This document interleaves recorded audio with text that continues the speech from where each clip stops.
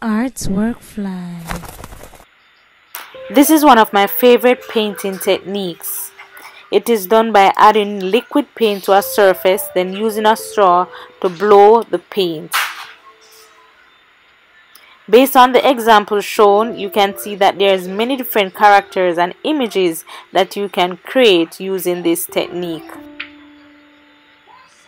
So here I am blowing the paint just to see what character I could create.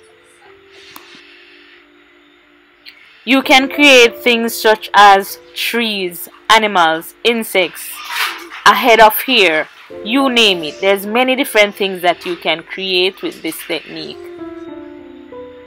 And it's a guarantee that no one else will have the same artwork.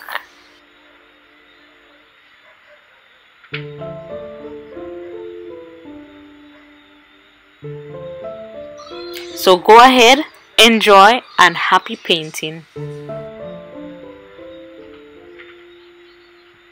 These images looks like a lionfish, don't you think? Comment down below and let me know.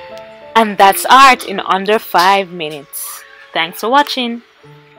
And I'll see you in the next one.